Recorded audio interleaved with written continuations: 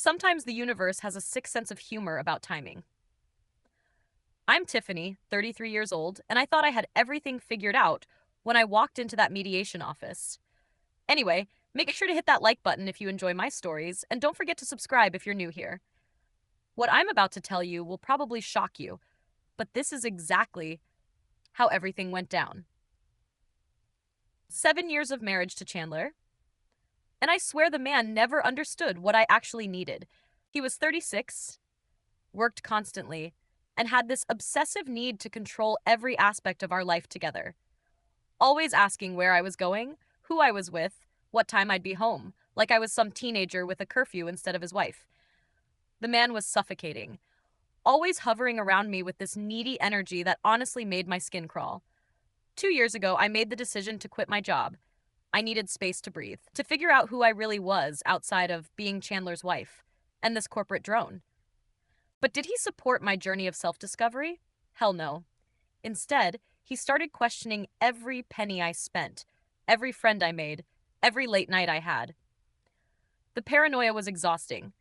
Here's the thing: when your husband is emotionally unavailable and treats you like a roommate instead of a woman, you start looking elsewhere for what you need. I'm not proud of it, but I'm not going to pretend I didn't deserve to feel wanted and appreciated. David understood my artistic side in ways Chandler never could. Reagan made me laugh until my stomach hurt, something I hadn't experienced at home in years. Bryce actually listened when I talked about my dreams and goals. And Harlow, he made me feel beautiful and desired, not like some obligation Chandler had to deal with. Were these relationships crossing lines? Maybe. But when your husband treats you like you're invisible, unless he needs something from you, you find people who actually see you. I wasn't trying to hurt anyone. I was trying to survive in a marriage that had been dead for years. Chandler was so wrapped up in his work and his rigid little routines that he never noticed I was dying inside. The signs were all there if he bothered to pay attention. New friends, late nights, actually caring about how I looked when I went out. But instead of asking what was wrong or trying to reconnect with me, he got suspicious and controlling. Started checking up on me, demanding to know my whereabouts, acting like some jealous boyfriend instead of a supportive husband. I remember thinking as I prepared for mediation that finally we could end this charade and both move on to something better. I deserved the house. I'd been the one actually living in it, making it a home while he buried himself in spreadsheets and conference calls. The condo could be his consolation prize, along with his precious work documents and whatever other crap he valued more than our marriage. Walking into that beige conference room with its awful fluorescent lighting, I felt confident this was going to be straightforward. We'd split things fairly. I'd get spousal support since I'd sacrificed my career for our marriage, and we could both start fresh. The mediator, Mr. Patterson, seemed reasonable enough, though he moved at a glacial pace that was testing my patience. Can we just skip to the part where I get what I deserve? This is taking forever, I said, because someone needed to move things along. I mean, we both knew this marriage had been over for years. Why drag out the inevitable with endless paperwork and formalities? When Chandler agreed to discuss what fair looked like, I felt vindicated. Finally, he was going to acknowledge my contributions to our relationship. When he slid that first folder across the table offering me the house, I couldn't help but laugh. You're offering me the house and keeping the condo. The satisfaction was sweet. Wow, you really loved me, didn't you? Something shifted in his expression, but I was riding high on finally being heard. I did, he said like it was past tense, like he was already done with me. You really think you're the only one who felt that way? I shot back because honestly, his naive little bubble needed bursting. Come on, you can't be that clueless. You think you were the only man who thought I was special? The only one who said I was his everything? The laughter bubbled up again. God, you're all so predictable. Because they were. Men always thought they were so unique, so special, when really they all wanted the same things from a woman. That's when Chandler reached into his briefcase and pulled out a second folder, thicker than the first. Something cold settled in my stomach, but I pushed it down. You're right, he said quietly. I did think you were my everything. Past tense. He slid the folder across the table, My hands shook slightly as I opened it, though I tried to keep my expression neutral. The first page made my breath catch. Photos, dates, times, locations. What is this? Mr. Patterson leaned over to look. Private investigator's report, Chandler said calmly. Dated surveillance over the last 8 months. 4 different affair partners over the past 2 years. Dates, times, locations, photographic evidence. My hands were definitely shaking now. You had me followed. I had my wife followed. He corrected. And something about the way he said wife made it sound like a dirty word. When she started coming home at midnight, smelling like someone else's cologne. When she started password protecting her phone after 7 years of leaving it unlocked. When she suddenly needed to work late 3 nights a week at a job that never required overtime before. The mediator was flipping through pages, and his expression said everything. There were photos of me with David at that little cafe we liked, pictures of Reagan and me going into that hotel, timestamps, showing exactly when I'd told Chandler I was visiting my sister while I was actually with Bryce, credit card receipts for places I'd never mentioned going. This is invasion of privacy, I stammered because this felt like a violation. He'd been watching me, documenting my every move like some stalker. Actually, Chandler said, my lawyer confirmed it's completely legal. No expectation of privacy in public places, vehicles, or hotel parking lots. I slammed the folder shut. The room felt too small, too bright. I want a different mediator. This is ridiculous. You're trying to make me look bad. I'm showing documentation of marital infidelity, he said in that same even tone, which impacts asset division and spousal support in this state. Quite significantly, actually. Mr. Patterson cleared his throat. Mrs. Perhaps we should take a break and reconvene when both parties have had time to review this new information with their respective counsel. New information? My voice cracked. He's been spying on me. This is harassment. It's evidence, Chandler said, collected by a licensed professional, all admissible in court. I grabbed my purse, my hands still trembling. We're done here. I'm calling my lawyer. You're not getting away with this. Getting away with what? Documenting your affairs. You manipulative piece of fetish. I caught myself, glanced at the mediator. I'm leaving. This is hostile. I stormed out, the door slamming behind me hard enough to rattle something on the wall. In the parking lot, I sat in my car for 20 minutes trying to process what had just happened. How long had he known? How long had he been planning this ambush? The week that followed was absolute chaos. I called Chandler 36 times the first day, leaving voicemails that ranged from apologetic to threatening to completely hysterical. He didn't answer a single one. Every call went straight to voicemail. Every text got no response. My lawyer, when I finally reached him, delivered the worst possible news. The PI report was completely legal. Licensed investigator, public spaces, proper documentation. We had no grounds to challenge it. This kills any chance you had of getting spousal support, he explained. And it significantly impacts asset division. We need to start thinking about damage control. Damage control, like I was some kind of criminal instead of a woman who'd been neglected and driven to find companionship elsewhere. That's when the real dirty tactics started. If Chandler wanted to play hardball, I could play too. I called his parents, told them about his controlling behavior throughout our marriage. How I was scared of him. How the PI thing was him stalking me because I wanted to leave. His mother called me back crying. This isn't true, is it? Tell me this isn't true. He's been emotionally abusive for years, I said, letting my voice break just right. I tried to make it work, but he's trying to destroy me now because I finally stood up for myself. I sent similar messages to our mutual friends, explaining how Chandler had been unavailable throughout our marriage, how I tried everything to make it work, how I was lonely and vulnerable when I made some mistakes, how he was now using illegally obtained evidence to humiliate me. Some people believed me. Lost about 5 friends who took my side without asking questions, but the ones who actually knew us, they started asking uncomfortable questions. My college friend Reagan called. Tiffany Chandler just sent me some kind of report. Want to tell me what's actually going on? When I tried to explain about the emotional neglect, the loneliness, how those relationships were just me trying to find what was missing at home, she got quiet. 4 different guys over 2 years? She asked. And you're trying to paint Chandler as the bad guy? I escalated, told my family that Chandler had been hiding money, that he had secret accounts, that he was trying to leave me with nothing. My mother, Charlie, showed up at his apartment that Thursday night, pounding on the door. Through the peephole, I could see her face red with fury. When Chandler cracked the door open, she let him have it. "How dare you humiliate my daughter like this?" "I haven't humiliated anyone," he said calmly.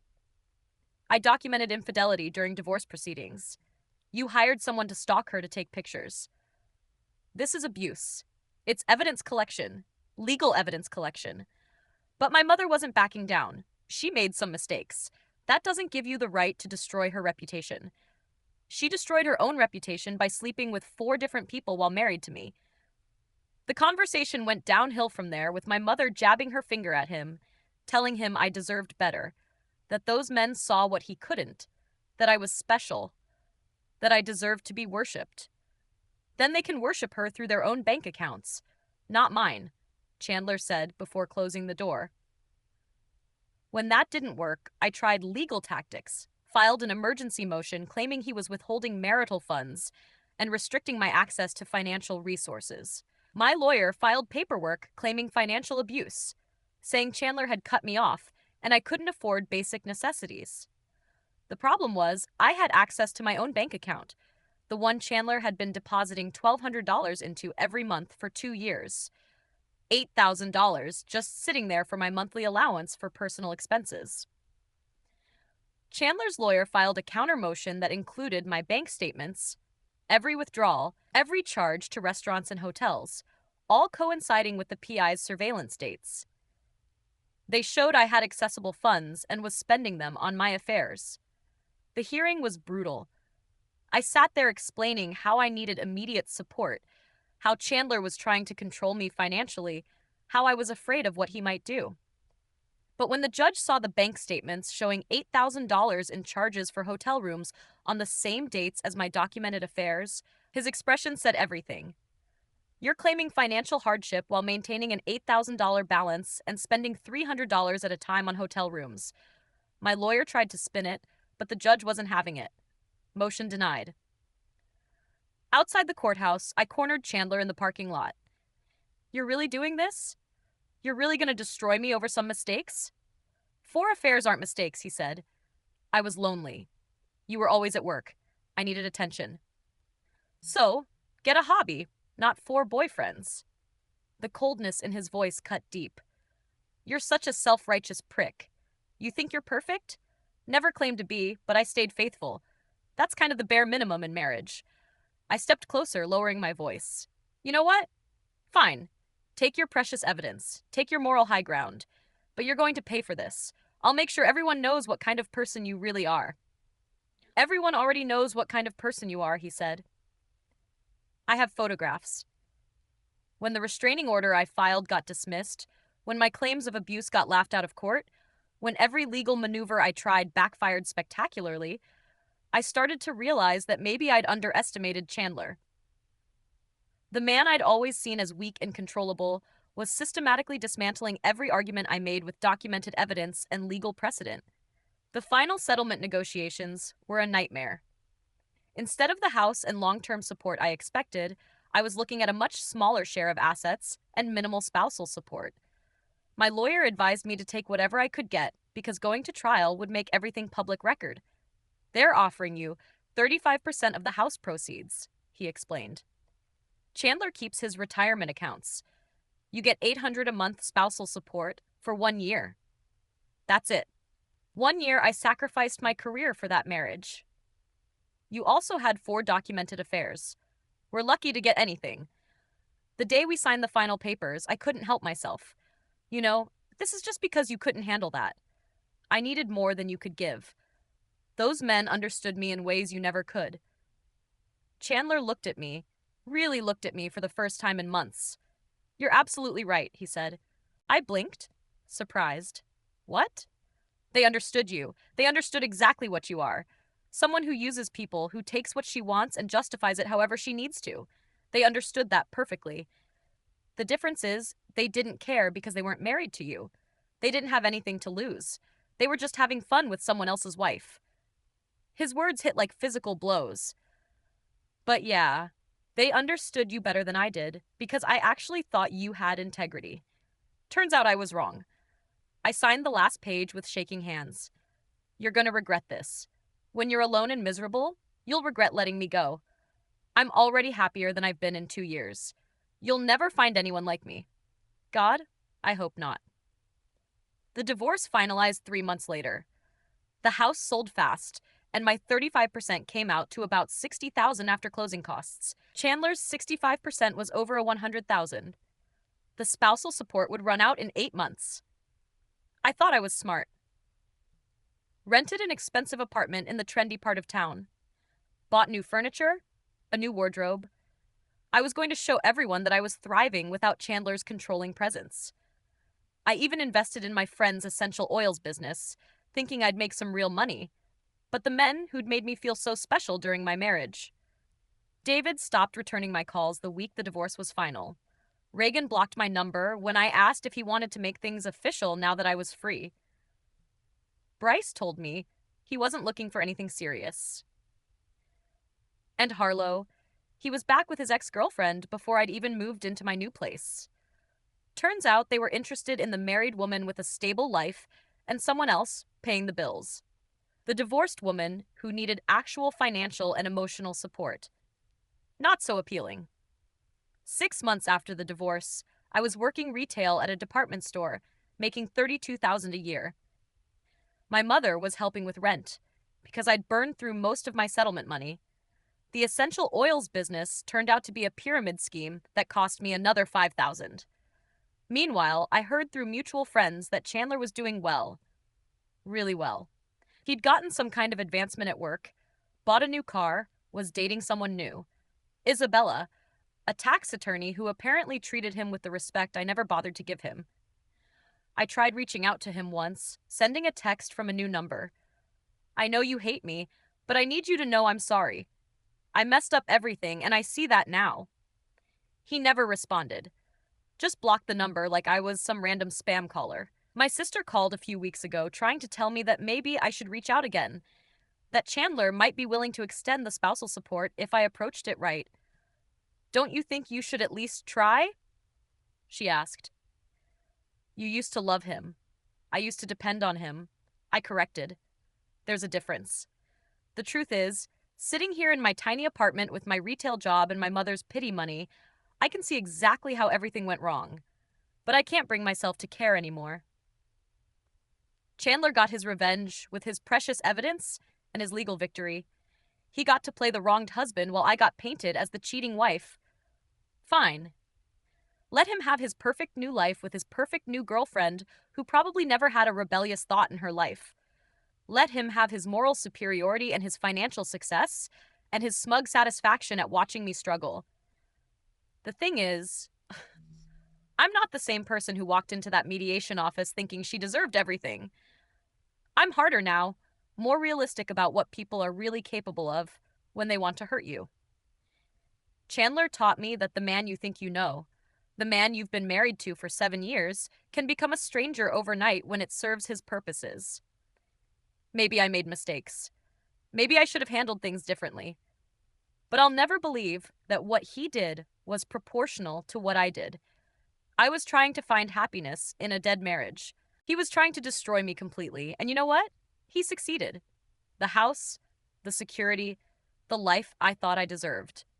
It was all built on his stability, his income, his willingness to support me. Without that foundation, I'm just another single woman in her 30s working retail and living paycheck to paycheck. The cats he kept probably have a better life than I do now. But I'm surviving, and that's something. I'm surviving and I'm learning. And maybe someday I'll find someone who appreciates what I have to offer without needing a private investigator to keep tabs on me. Or maybe I won't. Maybe this is just what my life looks like now. Either way, I'm done pretending that Chandler was some innocent victim in all this. We both made choices. His just happened to be more calculated and more devastating than mine. That's the real difference between us. I acted from emotion, from need, from loneliness. He acted from strategy, from revenge, from a cold desire to win at any cost. I can live with being the woman who made mistakes. I'm not sure I could live with being the person who systematically destroyed someone they once claimed to love. But then again, maybe that's just what I tell myself to sleep at night in my studio apartment while he's probably sleeping peacefully next to Isabella in whatever perfect house they've made together. Either way, it's over. 7 years of marriage reduced to legal documents and bitter memories. And despite everything, despite the evidence and the lawyers and the public humiliation, I still don't think I deserve this. Maybe that makes me delusional. Maybe that makes me exactly the kind of person Chandler always said I was. But it's the only truth I have left. If this confession kept you hooked, make sure to subscribe, like, and share. We share powerful true stories every day that explore the complex realities of life.